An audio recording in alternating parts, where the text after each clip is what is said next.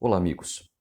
Sejam bem-vindos a mais um Momento Nosso Lar, que é o momento que nós temos aqui para discutir alguns temas à luz da doutrina dos Espíritos. Hoje falaremos sobre um tema dos mais relevantes, que é a mediunidade.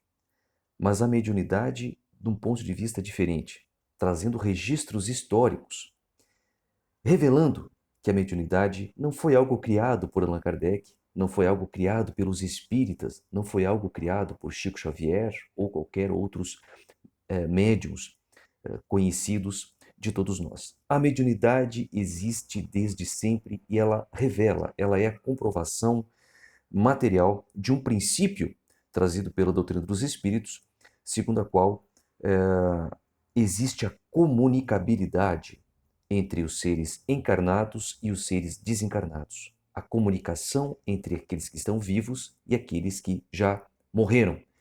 E eu me valho de alguns registros desta obra, Mecanismos da Mediunidade, que é uma obra psicografada por dois médiuns, o nosso amado Chico Xavier e Valdo Vieira, e ditado pelo espírito André Luiz. E prefaciado, no início, existe uma mensagem que lê-se como um prefácio de nada mais, de ninguém mais ou de ninguém menos que Emmanuel, o grande benfeitor, que ditou dezenas de livros ao nosso médium Francisco Cândido Xavier.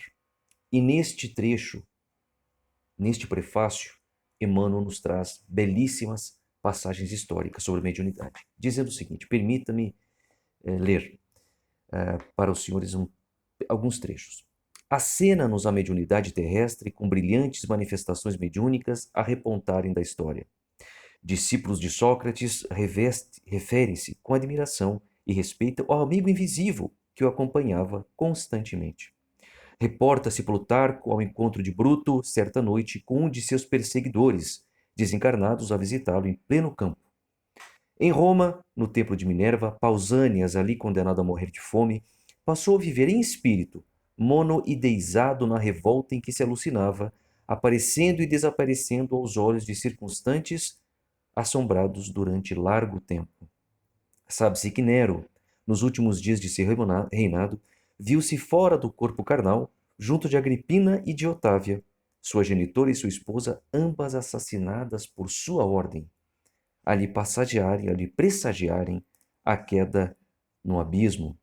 Os espíritos vingativos em torno de Calígula eram tantos que, depois de lhe enterrarem os restos nos jardins de Lâmia, eram ali vistos frequentemente até que se lhe exumaram os despojos para incineração. Mas, no cristianismo primitivo, entre os apóstolos do meigo nazareno, é que nós temos um sem número também de manifestações medianímicas ou de manifestações mediúnicas. Os eventos mediúnicos, desde então, para eles se tornaram habituais, para os apóstolos do evangelho se tornaram habituais. Os espíritos materializados libertavam-nos da prisão injusta. O magnetismo curativo era vastamente praticado pelo olhar e pela imposição de mãos. Tudo isso nos Atos dos Apóstolos. Espíritos sofredores eram retirados de pobres obsessos, aos quais vampirizavam. E também, não somente na casa dos apóstolos em Jerusalém, mensageiros espirituais prestam contínua assistência aos semeadores do evangelho. Igualmente, no lar dos cristãos em Antioquia, a mediunidade opera serviços valiosos e incessantes. Sim, na casa do caminho, onde se reuniam os discípulos do Mestre depois da infâmia do Calvário, dentre os médiuns ali reunidos, um deles, de nome Ágabo, incorpora um espírito benfeitor que realiza importante premonição. E nessa mesma igreja, em Antioquia, vários instrumentos medianímicos aglutinados favorecem a produção da voz direta, consignando expressiva incumbência a Paulo e Barnabé. Em Troade, o apóstolo da gentilidade, qual seja Paulo de Tarso, recebe a visita de um varão em espírito a pedir-lhe concurso fraterno.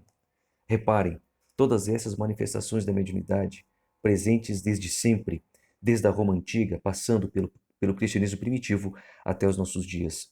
Mediunidade sempre esteve presente, mediunidade é prova irrefutável da comunicabilidade efetiva entre os vivos e os mortos. Um abraço a todos.